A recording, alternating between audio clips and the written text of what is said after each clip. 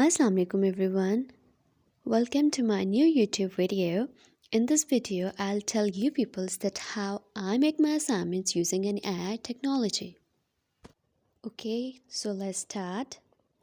सबसे पहले मैंने ले लिया अपने पास अपने असाइनमेंट पेपर्स, देन अपना पाउच मुझे एसेसरीज मुझे रिक्वायर्ड थी वो ले ली।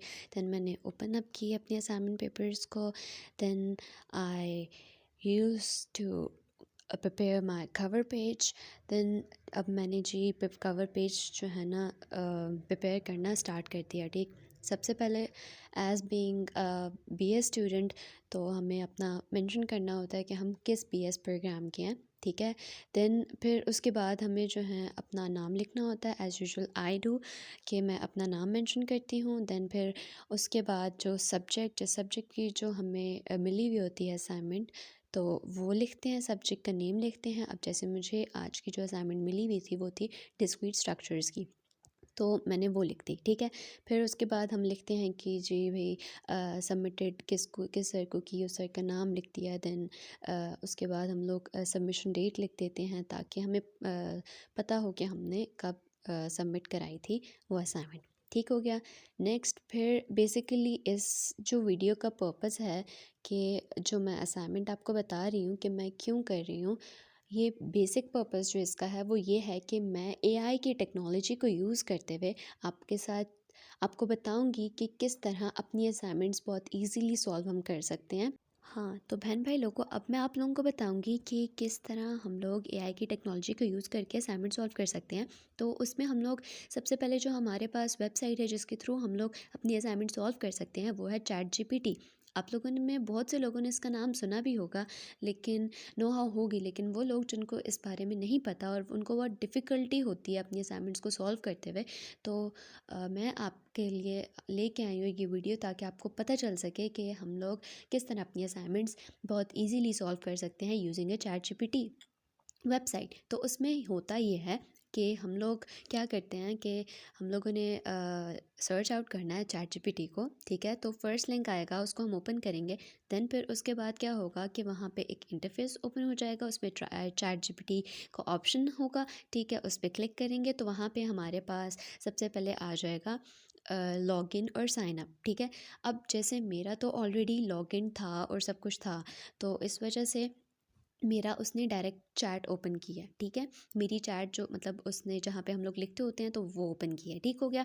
फिर लेकिन जब नहीं होगा तो वो हमारे पास लॉगिन या साइन अप का हमें वो देगा, ऑप्शन देगा। फिर हम लॉगिन करेंगे, अपना ईमेल डालेंगे, अपना पासवर्ड डालेंगे। इन केस अगर हमारे पास वो वाले नहीं है, हमने लॉगिन ऑलरेडी नहीं किया हुआ, साइन अप नहीं किया हुआ, अकाउंट नहीं क्रिएट किया हुआ, तो हम लोग साइन अप करेंगे और वहाँ पर हम लोग वो जो रिक्वायरमेंट्स होंगी उनको पूरा करके तो हम लोग अपना फॉर्म फिल करने के बाद हम लोग उस चैट जीपीटी को यूज़ कर सकते हैं, उस वेबसाइट को, उस इंटरफेस को। उसको यूज़ करने से ये होगा कि हम कोई भी क्वेश्चन पुट कर रहे हैं तो हम लोग को उसका इजीली आंसर मिल सकता है, चाहे वो बायोलॉजी का है जी, मैथ्स का है, मतलब प्रोग्रामिंग से रिलेटेड है। आपकी डिफरेंट फील्ड्स होती हैं, वैरायटी ऑफ फील्ड्स हैं, वेरियस फील्ड्स हैं। तो उसके हिसाब से हम जो चीज़ चैट जीपीटी पे सर्च करते हैं तो हमारे पास वो आंसर देता है हमारे पास। तो अब मैंने जो है सर्च किया था आंसर क्वेश्चन को। ठीक हो गया, तो मैंने क्वेश्चन वाला पार्ट इसमें नहीं डाला, तो क्वेश्चन जब मैंने सर्च किया तो मेरे पास ये आंसर जनरेट होना स्टार्ट हो गया था।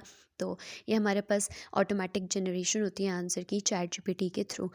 तो मैंने जब सर्च आउट किया तो उसके बाद मैंने अपना वर्क करना स्टार्ट कर दिया। ठीक है, इसका मुझे ये फ़ायदा हुआ कि मुझे कोई भी हार्ड वर्क नहीं करना पड़ा। सिंपल मैंने चैट जीपीटी किया क्वेश्चन को और मुझे उसका आंसर मिल गया। अब जो मेरा था कि मैंने ट्रुथ टेबल्स बनाने थे, तो वो ट्रुथ टेबल्स मुझे चैट जीपीटी ने बना के दिए और मैंने अपना काम स्टार्ट कर दिया। तो अब ये फिर मैंने आपको सारा बताया कि मैंने किस तरह अपना एक जो मुझे काम मिला हुआ था, मैंने असाइनमेंट जो की है वो मैंने कैसे की है, उसकी प्रॉपर प्रेजेंटेशन, मेरी राइटिंग कैसी है, और मतलब मैंने किस तरह क्या क्या स्टेप्स इन्वॉल्व किए अपनी असाइनमेंट में कि मैं किस तरह असाइनमेंट को सॉल्व कर सकती हूँ। तो मैंने एक प्रॉपर मेथड के थ्रू क्वेश्चन लिखा, फिर उसका सलूशन, फिर ट्रुथ टेबल मैंने उसके लिए प्रॉपर एक टेबल बनाया, ड्रॉ किया, और फिर उसके बाद मैंने इसी तरह पेज नेक्स्ट किया और फिर मैंने ट्रुथ टेबल नेक्स्ट के लिए बनाया और फिर मैं यूँ लिखती गई और लिटरली इतनी लंबी असाइनमेंट थी कि मुझे इसको बनाने में बहुत टाइम लगा। और साथ में मैं क्योंकि वीडियो भी बना रही थी तो मुझे और भी टाइम लगा था। तो खैर वो तो होता रहता है, ये तो पार्ट है, कुछ पाने के लिए कुछ खोना पड़ता है। तो ये जी अगला ट्रुथ टेबल भी मैं कंप्लीट कर लिया। फिर उसके बाद मैंने इसका कंक्लूड किया, मैंने जी बोला कि दोनों सेम हैं। मतलब ये तो खैर मेरे क्वेश्चन का पार्ट था, इसमें आपको क्या समझ आएगी कि मैंने क्या लिखा क्या नहीं। खैर मेन पर्पज़ आपको अपनी असाइनमेंट दिखाने का कि जो मैं लिख रही थी वो ये था कि आपको भी पता चले कि मैं किस तरह असाइनमेंट लिखती हूँ और मैं मतलब किस तरह करती हूँ। फिर बीच में मैंने गैप दे दे के वीडियोस बनाई क्योंकि मैंने काम भी करना था और काम करो साथ वीडियोस बनाओ तो वो बहुत डिफ़िकल्ट हो जाता है। तो फिर मैंने ये सेकंड क्वेश्चन लिखा, फिर मैं उसको सॉल्व करना स्टार्ट कर दिया।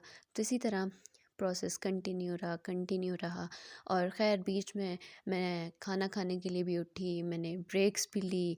अब वो तो मतलब ली जाती है ना, मतलब वो तो अब नॉर्मल रूटीन बन गई है। कोई भी काम इतना कंसेक्टिव बैठ के होता ही नहीं है। हाँ, बहुत कंसिस्टेंसी चाहिए होती है काम करने के लिए।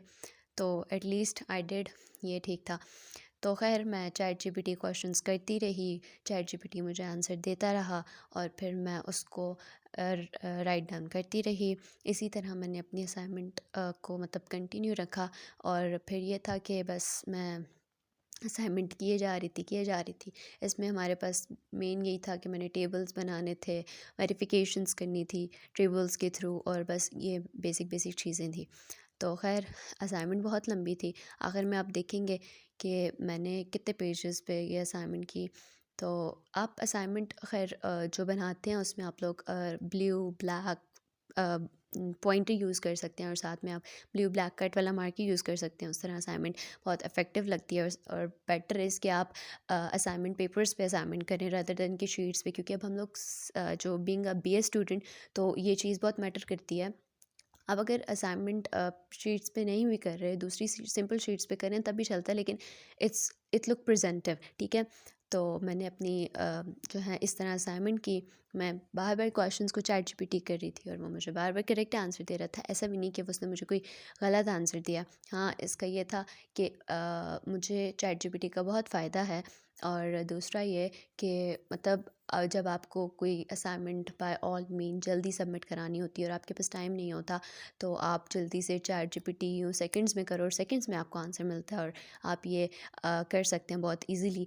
इवन आपकी अगर वर्ड फ़ाइल हो, मतलब कि आपको असाइनमेंट एज़ सॉफ्ट फॉर्म में सबमिट करानी होती है। बहुत से केसेस ऐसे होते हैं जिसमें आपको सॉफ्ट फॉर्म में सबमिट करानी पड़ती है असाइनमेंट्स को, तो वो तो बहुत ईज़ी हो जाता है। और कि आप चैट जीपीटी करो क्वेश्चन को, उधर से फिर आपके पास जब आंसर आता है तो आप उसको कॉपी करो, वर्ड पे आके पेस्ट करके फॉर्मेटिंग करो, फॉर्मेटिंग करके बस ये एंड हो गया और यूँ आपकी असाइनमेंट सेकंड्स में बन जाती है। तो मतलब ये बीए स्टूडेंट्स के लिए बहुत अच्छी चीज़ है कि हम लोग और भी बहुत सी चीज़ों को टाइम दे सकते हैं साथ साथ, क्योंकि असाइनमेंट्स होती हैं। और ये नहीं है कि हम असाइनमेंट से कुछ सीखते नहीं हैं, लेकिन जब हमारे पास टाइम शॉर्ट होता है तो हम लोगों को चैट जीपीटी का बहुत बेनिफिट होता है, बहुत एज हमें मिलता है, ठीक है। तो हाँ जी, आए फिर जी मैं बस ट्रुथ टेबल्स बनाए जा रही, मेरी तो असाइनमेंट मुकने को ही नहीं आ रही थी, इतनी लंबी असाइनमेंट थी मेरी। खैर, तो बस अब क्या कर सकते हैं, सर लोगों को भी रहम नहीं आता हम बेचारे मासूम लोगों पे कि वो असाइनमेंट्स इतनी लंबी देते रहते हैं। लेकिन खैर करना तो पड़ता है, मार्क्स होते हैं। और अब स्कूल वाला तो दौर है भी नहीं कि असाइनमेंट्स नहीं की, होमवर्क नहीं किया तो खैर है, फाइनल्स में पढ़ लेंगे। लेकिन यूनिवर्सिटी में तो ऐसा सीन होता नहीं है, क्योंकि उसमें तो हमें चाहे असाइनमेंट्स हो रहे हैं, क्विज़ हो रहा है, कोई टेस्ट हो रहा है, तो वो सबको शायद हो के आखिर में हमारे पास एग्रीगेट उन चीज़ों से भी बनता है। तो हमें यूनिवर्सिटी में स्टार्ट से काम लेना पड़ता है। यूनिवर्सिटी फ़ेलोज़ को तो सबको पता होगा कि क्या यूनिवर्सिटी जो बोलते हैं ना यूनिवर्सिटी लाइफ बहुत आसान होती है, तो ऐसा बिल्कुल भी नहीं होता seriously. Guys means university life जो बोलता है ईजी है, तो मैं कहती हूँ भाई तू मेरी जगह आके पढ़ ले, क्योंकि यूनिवर्सिटी लाइफ बिल्कुल भी ईजी नहीं है। हाँ, बंदा मतलब बहुत बर्डन, जिस तरह अब हम लोग ये रट्टे मारने वाले काम और ये जैसे एबटाबाद बोर्ड में होता था, तो मतलब वो वाला सीन तो नहीं है अब, लेकिन यह है कि बंदे को अच्छा पढ़ना पड़ता है, कॉन्सेप्ट बेस पढ़ना पड़ता है। पहले भी कॉन्सेप्ट क्लियर करते थे हम लोग, लेकिन यह है कि रट्टा बहुत मारना पड़ता था। लेकिन अब यह है कि बिल्कुल कॉन्सेप्चुअल स्टडी। और ये आगे मेरी असाइनमेंट कंप्लीट हो गई और मैंने उसको असाइनमेंट को उसमें स्टिक फाइल में अटैच कर दिया। और ये एंड टन टन bye bye. I hope you will like my video. Take care, अल्लाह हाफिज़। Just share, like and comment my video if you like it.